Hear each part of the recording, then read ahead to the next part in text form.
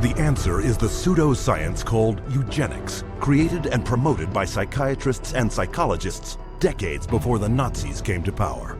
The eugenics movement got started in 1883 with Francis Galton, and he felt that human beings should take evolution in their own hands, and that the most talented individuals, the most healthy individuals, the most attractive individuals should have more offspring. There was great concern that people that they considered had poor genes were reproducing faster than the people they considered had good genes. They felt that a medical solution might be the proper one. This is what led to the sterilization movement.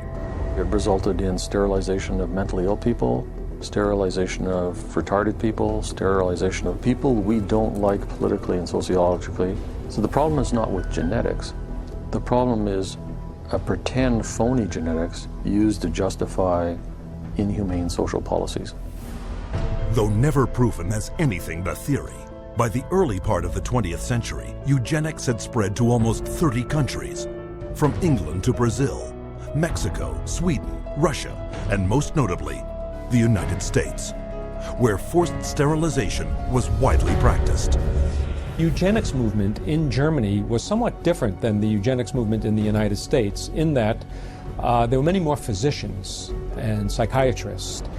Alfred Plutz was one of the pioneers in the German eugenics movement and how to control the population of those whom he considered inferior. In 1905, along with his brother-in-law, Ernst Rudin, he established the first organization for racial hygiene. Alle Völker müssen eine außerordentlich große Zahl von minderwertigen Schwächlinge, Kränkliche und Krüppel mit sich schleppen. Durch eine weise Gesetzgebung in diese Richtung wird auch zugleich in rationellster Weise die erforderliche Zuchtwahl getrieben werden können.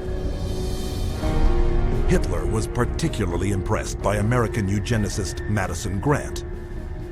Grant's book, The Passing of the Great Race, was proclaimed by Hitler as his personal Bible. In his book Mein Kampf, Hitler further hailed eugenics as the science that would rebuild the German nation. Wer körperlich und geistig nicht gesund und würdig ist, darf sein Leid nicht im Körper seines Kindes verewigen. Das Recht der persönlichen Freiheit tritt zurück gegenüber der Pflicht der Erhaltung der Rasse. The German eugenicists welcomed the Nazi advent to power because the Nazi program could fund the very programs that they had in mind. The Nazis gave them political support, financial support, and conversely, the psychiatrists gave the Nazis a medical justification for their genocidal policies. Something like 40% of German psychiatrists had joined the SS by 1933. They weren't forced into the SS. They just joined it naturally because the beliefs were very, very similar. Rudin and his work led directly to the decision to move from sterilization to murder. Their plan was simple. First, convince the public that feeble-minded undesirables wanted to escape the burden of their existence, but could not say it, and that killing them was an act of mercy. Then extend the definition of inferior to include Jehovah's Witnesses, Jews, gypsies, homosexuals, all unworthy of life. Psychiatrists produced propaganda movies known as the killing films, shown in all 5,300 theaters throughout Germany. Geisteskrankheit ist als ein Erbübel eine der größten Gefahren für die Volksgesundheit. Irrtum ist, dass sich solche Kranken glücklich fühlen und am Leben hängen. Sie haben überhaupt kein Daseinsbewusstsein. Wer von ihr befallen wird, dem ist die schwerste Last des Schicksals auferlegt. Ein Dasein ohne Leben. It first started with passive violence, which is starvation. It then intensified to lethal injections, and finally it developed into systematic gassing and cremation. Their headquarters were established in Berlin under the infamous code name T4. T4 program was named after Tiergarten 4, which essentially resulted over a period of time in the murder of about 70,000 people who were deemed mentally retarded, emotionally distraught, or physically handicapped by the Germans. They were called life unworthy of living. The killing, piloted in psychiatric institutions across Germany, then moved into the concentration camps, with top German psychiatrists as the executioners. Paul Nietzsche, the T4 director, declared, Die Durchkämmung der KZs fand nach genau denselben Gesichtspunkten, anhand derselben Meldebögen statt wie die der Irrenhäuser. 6 million Jews died in concentration camps and as a result of Nazi extermination policies. Rudin congratulated Hitler for making his, that is Rudin's, 30-year dream come true. After the Nazi surrender, an international court of justice was held to put doctors and psychiatrists on trial for their war crimes. But American psychiatrists, fearing a permanent blow to the future of psychiatry, stepped in by shifting the blame onto a handful of German psychiatrists. There were some doctors who were prosecuted, but very few. Ernst Rudin returned to Switzerland at the end of the war. He did not serve any prison time. One of the strangest things of all about the legacy of Nazi science is that some of the nastiest psychiatric eugenicists at the end of the war went back to work either in Germany or sometimes in the United States. It wasn't until 1999 that the German Association of Psychiatry, Psychotherapy, and Neurology finally admitted that psychiatrists were not only primarily responsible for the science behind the Nazi euthanasia programs, but for the guiding and directing of the killing campaigns. In 2010, their new president repeated his admission, adding that psychiatrists had continued their mass killings even after the T4 program had officially stopped. But all this came 70 years too late.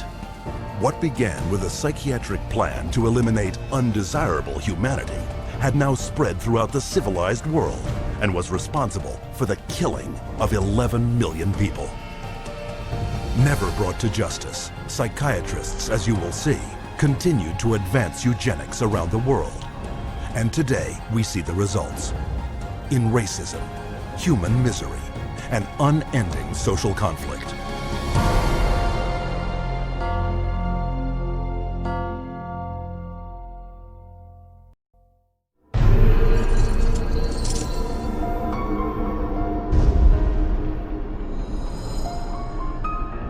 After World War II, a new eugenics was resurrected out of the bones and ashes of the old eugenics.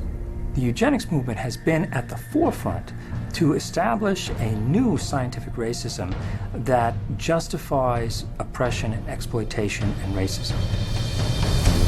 In fact, racism is inseparable from the roots of psychiatry. The entire history of psychiatry, beginning with scientific conclusions that were made in the 1830s, was an effort to prove the intellectual inferiority of African Americans. Benjamin Rush is the father of modern psychiatry. And he is the one that gave us the term nigritude. He said that all blacks have inherited this disease. And this particular disease, it caused them to be inferior. In addition to that, it was the reason why it was very important that blacks remained segregated and separate from whites so that whites did not inherit this disease. Asserting that negritude was a form of leprosy, Rush justified segregation as a medical necessity, and that became an argument to continue slavery. The fact that you have brutalized a whole group of people had nothing to do with that. It had everything to do with some genetic link, and that basically you were just a diseased person, so when a slave master wanted to get rid of a recalcitrant slave, they could just say, oh, well, they're suffering from this disease. Drapetomania, that is the name of the mental disorder that was contrived by Samuel Cartwright, who said that blacks have a mental disorder if they had a desire to run away from slavery. Running away became such a common problem that psychiatrists attempted to give that a disease. He says, but that's a cure for that. And the question was, well, what's the cure for that? Frequent whippings, frequent whippings. You'd be surprised how that disease clears up when the lash is put in place of their excuses. After slavery was abolished, psychiatric racism not only persisted, it intensified. The American Journal of Psychiatry officially proclaimed that Negroes, as descendants of savages and cannibals, were ill-prepared for higher civilization, while their pseudo-science eugenics stepped up its racist activities. There is a clear and long and intimate connection between the eugenics movement and the Ku Klux Klan. Harry Laughlin, who was the Carnegie Institution's director of the Eugenics Record Office, had a close relationship to the Ku Klux Klan through the publication of a book called White America, which was written by a major Klan leader. So Laughlin wrote a glowing review of the book in the Eugenics News. And at the same time, you have the Ku Klux Klan using eugenics to justify their racist goals. But psychiatric racism wasn't exclusively American.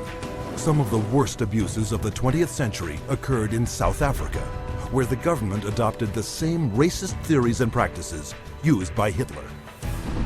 This was no coincidence. The Prime Minister had studied eugenics as a psychology student in Nazi-influenced Germany in the 1920s. Dr. Hendrik Verwoerd is regarded as the architect of apartheid. He saw South Africa as a divided state with whites, blacks and brown people living in totally separate areas, with black people having no rights whatsoever. With apartheid in place, psychiatrists established mental hospitals throughout the country that were in fact nothing more than slave labor camps.